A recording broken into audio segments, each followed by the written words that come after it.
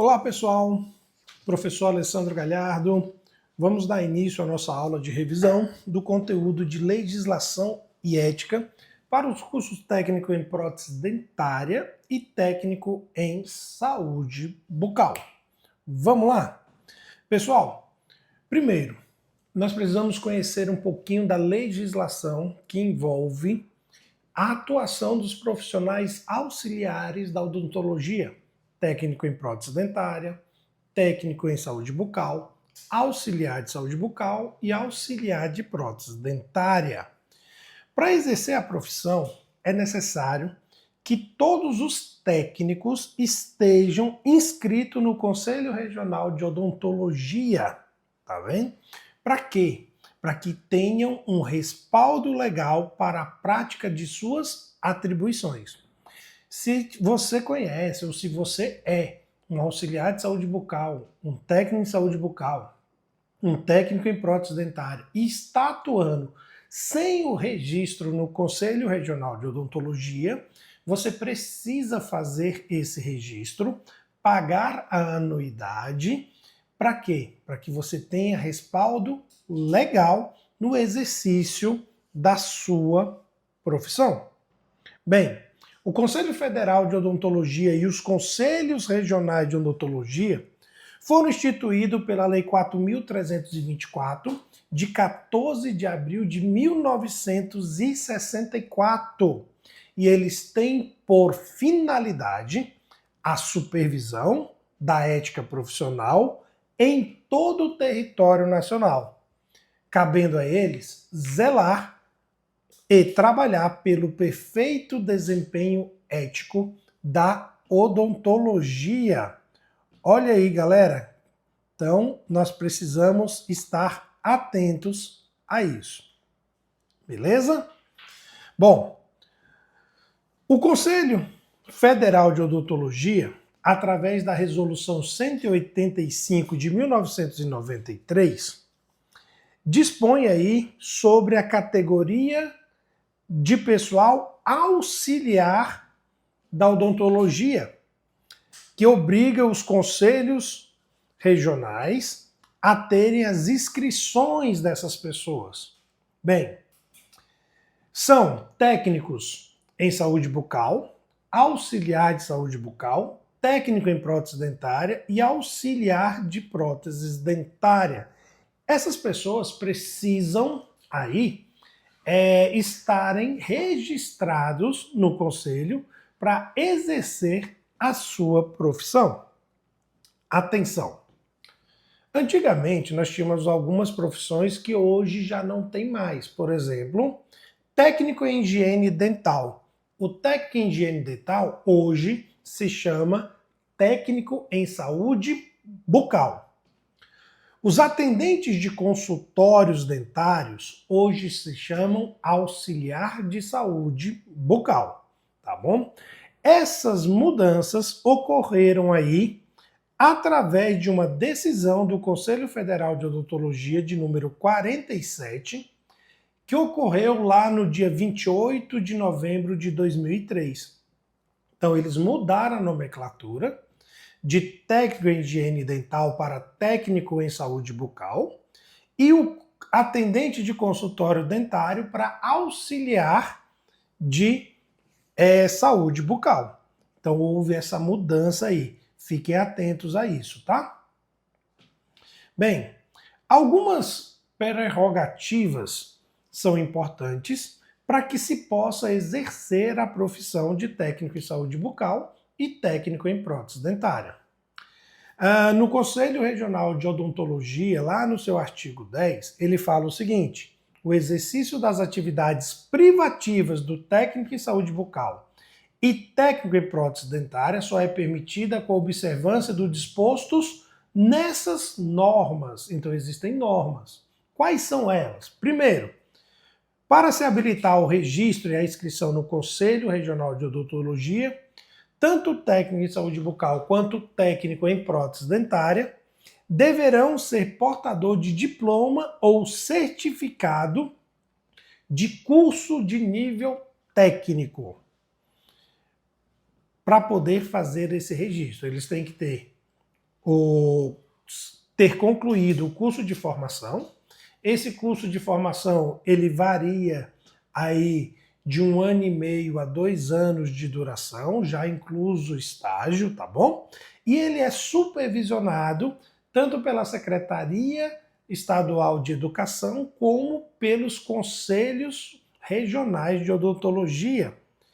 A pessoa portadora desse diploma poderá exercer a profissão em qualquer unidade federativa do nosso país, porém, em cada unidade que ela for exercer a profissão, ela tem que fazer um registro novo. Vou dar um exemplo aqui da nossa região do Centro-Oeste, onde nós temos os estados de Goiás, muito próximo do Distrito Federal. Pode ter pessoas que vão atuar tanto no estado de Goiás quanto no Distrito Federal. Então ela vai ter que ter 2 registros no Conselho Regional de Odontologia e pagar 2 anuidades, tá bom? Então fiquem atentos a isso. A profissão de técnico em prótese dentária, ela foi regulamentada pela Lei 6.710, de 5 de novembro de 1979. E essa lei, ela traz para nós que o exercício da profissão só é permitido com pessoas com curso de nível técnico e regularmente inscrito no Conselho Regional de Odontologia da jurisdição em que for atuar, tá bem? Bem, o profissional de prótese dentária, ele vai fazer o quê? Ele vai executar a parte laboratorial dos trabalhos odontológicos. E um detalhe, o técnico em prótese dentária atua de forma autônoma, ou em sociedades com colegas ou cirurgiões dentistas. Então, o que acontece aí, pessoal? O técnico em prótese dentária, ele não precisa da supervisão do cirurgião dentista para exercer a profissão no laboratório. O técnico em saúde bucal precisa da supervisão direta do cirurgião dentista. O auxiliar de prótese dentária, ele é subordinado diretamente ao técnico em prótese dentária. Então nós precisamos ter atenção a isso, tá bom? Não é ao cirurgião dentista, mas sim ao técnico em prótese dentária. Um outro fator muito importante que a gente deve levar em consideração é que o auxiliar só pode exercer a profissão com supervisão direta do técnico em prótese dentária. O técnico não precisa de supervisão do cirurgião dentista. O auxiliar em prótese dentária precisa da supervisão direta aí do técnico em prótese dentária. Muita atenção para não confundir técnico em prótese dentária, a sua atuação de forma autônoma, não precisa supervisão do cirurgião dentista. O técnico em prótese dentária, ele é autônomo, diferente do técnico em saúde bucal. Ele não pode exercer atividade autônoma. Por que ele não pode? O técnico em saúde bucal só irá exercer a sua atividade sobre a supervisão e com a presença física do cirurgião dentista. O cirurgião dentista tem que estar presente acompanhando o que o técnico está fazendo, o técnico de saúde bucal. Um cirurgião dentista pode aí supervisionar até 5 técnicos em saúde bucal. Isso aí, lá nas clínicas, nos consultórios, tá bom? Pode ser atendimento no serviço público ou privado. Não tem problema. Porém, o técnico em saúde bucal necessita da supervisão direta do cirurgião dentista. O técnico em prótese dentária não precisa. Bem, o que faz um técnico em saúde bucal? Bom, primeiro, ele participa da realização de levantamentos e estudos epidemiológicos, porém ele não pode ser um examinador, tá bem? ensina técnicas de higiene bucal, realiza prevenção de doenças bucais por meio da aplicação tópica de flúor e sempre seguindo a orientação do cirurgião dentista. Também é uma das atribuições aí do técnico em saúde bucal que ele faça a remoção do biofilme de acordo com a indicação técnica definida previamente pelo cirurgião dentista.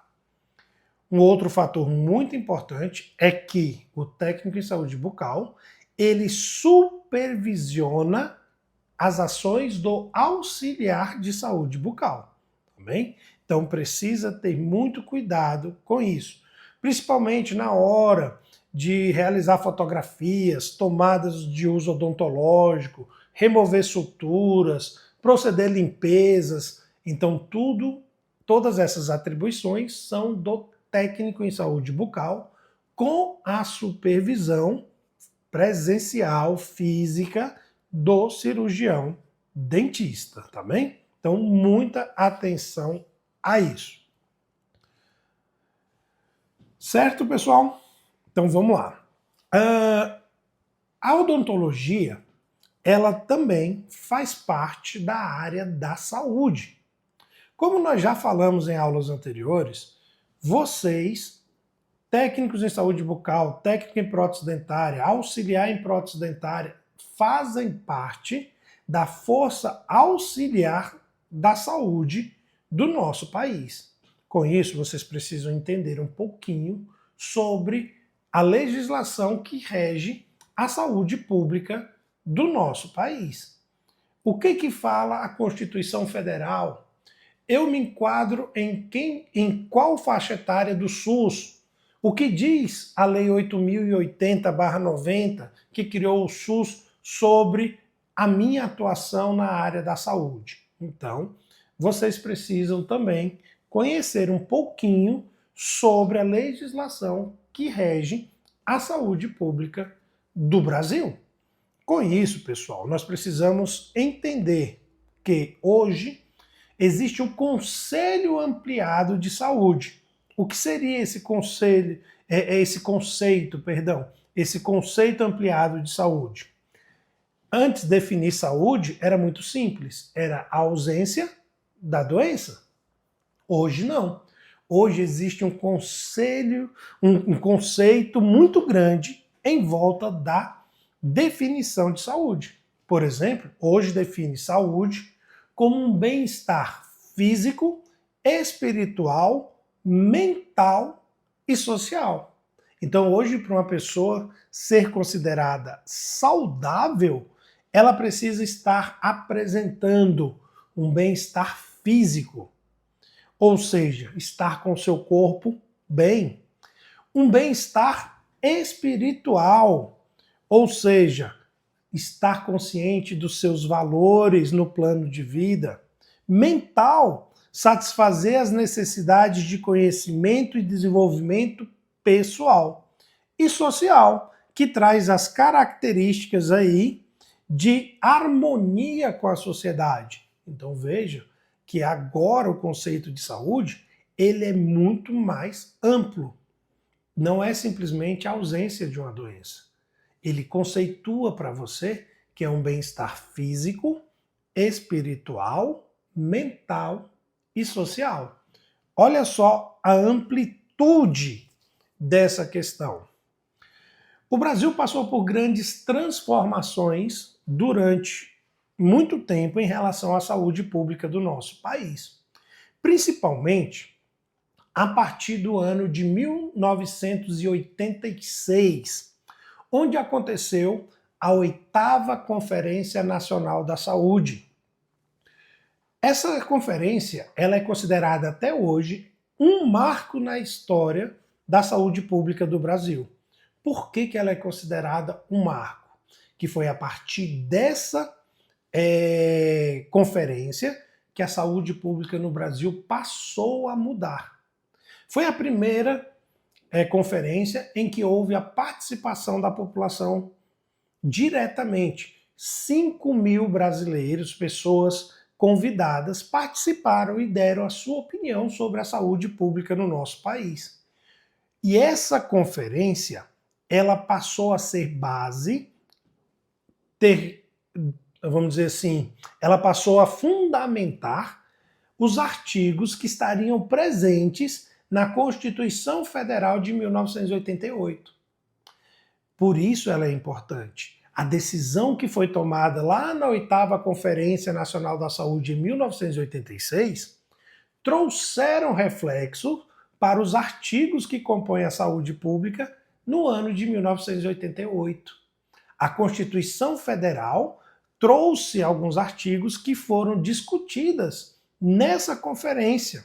Por isso, por exemplo, essa conferência garantiu que na Constituição Federal de 1988, por meio de uma ementa popular, trouxe que saúde é um direito do cidadão e um dever do Estado. Observem que o brasileiro passou a ter direitos previstos na Constituição Federal, que depois foi fortalecido e complementado com a criação do Sistema Único de Saúde. O Sistema Único de Saúde foi criado em 1990, 2 anos após a promulgação da Constituição Federal. Então veja, iniciou na 8ª Conferência Nacional da Saúde, em 1986, foi fortalecida na Constituição Federal de 1988 e depois teve um reforço a mais na Lei Federal 8.080, que foi a lei que criou o SUS, que a partir daí nós brasileiros passamos a ter alguns direitos, tá bom? Vamos falar um pouquinho da Constituição Federal de 1988. Essa Constituição, ela trouxe para nós alguns artigos tratando diretamente da saúde pública.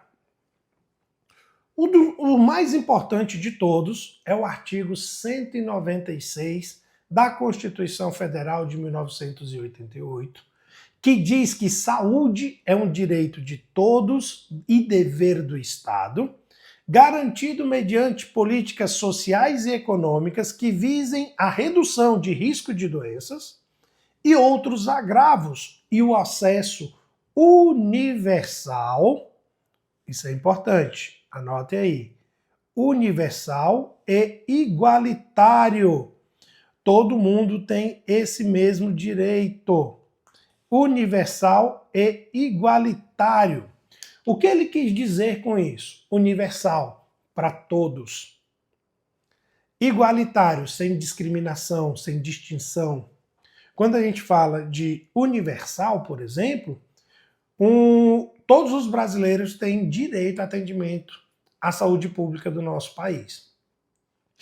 Os estrangeiros que vêm para o nosso país também têm.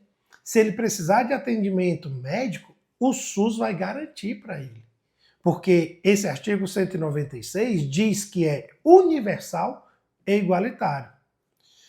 Em alguns países aí, se você for fazer uma viagem para o exterior, você não tem direito à saúde gratuita. Você precisa pagar um seguro para poder ser atendido. No Brasil, não é preciso, tá bom? Mas você vai ser atendido pelo SUS. Então, o artigo 196 diz que saúde é um direito de todos e um dever do Estado, garantindo acesso universal e igualitário. Ficou claro, pessoal? Espero que sim. O artigo 197, ele fala da regulamentação, fiscalização e controle da saúde pública no nosso país.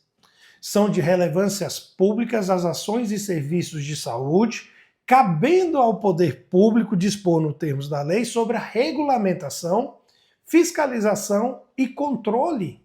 Então, o governo ele tem que criar leis, tem que criar decretos para garantir a saúde pública do nosso país. Fiscalizar se esses decretos, se essas leis estão sendo executadas e controlar essas ações. No artigo 198 da Constituição Federal, ele fala que as ações e serviços públicos de saúde integram uma rede regionalizada e hierarquizada, que constitui um sistema único organizado de acordo com as seguintes diretrizes. Ou seja, pessoal, a saúde pública ela é regionalizada, porém existe uma hierarquia. Ministério da Saúde, Secretaria Estadual da Saúde, Secretaria Municipal da Saúde. Então eu tenho uma força federal, uma força estadual e uma força municipal que são o quê? Integradas para a realização de atendimentos à saúde. Dessa maneira, a saúde no nosso país se tornou descentralizada. Ela não é mais concentrada, por exemplo, no Ministério da Saúde. Então, cada município tem o seu secretário municipal, tem a sua secretaria municipal, tem também a participação do povo através dos conselhos comunitários de saúde. O governo descentralizou a saúde, mas ela tem uma direção única, que é a supervisão federal, tá bom? O atendimento à saúde pública no nosso país, ela é integral, com prioridades para as atividades preventivas, sem prejuízo dos serviços assistenciais. É necessário também a participação da comunidade, então nós precisamos estar atentos. Se você iniciou um tratamento no serviço público, esse atendimento não pode ser interrompido pela metade. Ele tem que ir até o final. O artigo 199 da Constituição Federal fala da assistência à saúde livre à iniciativa privada. Ok, você pode ter plano de saúde, pode ter hospitais particulares, isso está garantido por lei. Porém, as instituições privadas poderão participar de forma complementar do Sistema Único de Saúde, seguindo algumas diretrizes mediante contrato de direito público ou convênio, tendo preferência para as instituições filantrópicas e sem fins lucrativos. Não pode participar do SUS empresas que contêm destinação de recurso público para auxílios e subvenções às instituições privadas com fins lucrativos. O SUS não pode destinar recursos para pagar, por exemplo, um hospital particular com fins lucrativos para receber a população carente. Para participar do SUS, a iniciativa privada, ela precisa ser de capital nacional, não pode ser de capital estrangeira, tem que ser filantrópica e sem fins lucrativos, tá bom? Então, o artigo 199 rege a participação das instituições privadas, como sendo uma força complementar, tá bem?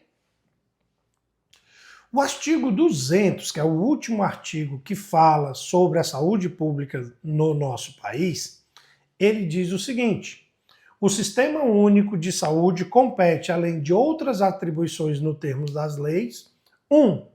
Controlar e fiscalizar procedimentos, produtos e substâncias de interesse para a saúde e participar da produção de medicamentos, equipamentos imunobiológicos, hemoderivados e outros insumos. Executar ações de vigilância sanitária e epidemiológica, bem como as de saúde do trabalhador. O item 3 é importantíssimo, tá?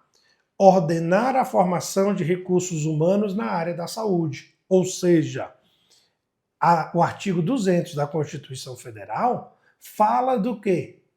Das forças auxiliares da saúde, da formação do cirurgião dentista, do técnico, como é que eles podem. Eles falam da formação de quê? Recursos humanos, que é o caso das pessoas que vão trabalhar na saúde. Técnico de enfermagem, enfermeiro, médico, ele fala de todos, tá bom? E também da formulação de políticas e da execução das atividades de saneamento básico. Quero aqui fazer uma observação bem interessante. Nós estamos falando da Constituição Federal de 1988.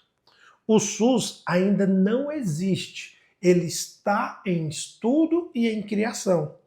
Por quê? O SUS ele só passa a existir efetivamente a partir do ano de 1990, com a promulgação da Lei 8.080. Essa Lei 8.080 é ela que cria o SUS. Mas, gente, o que é o SUS? O SUS é um órgão? O SUS é um ministério? O SUS é uma secretaria? O que é o SUS? Qual é a definição de SUS? Eu sei que SUS significa Sistema Único de Saúde. Isso é o significado. Mas e a definição? O que é o SUS?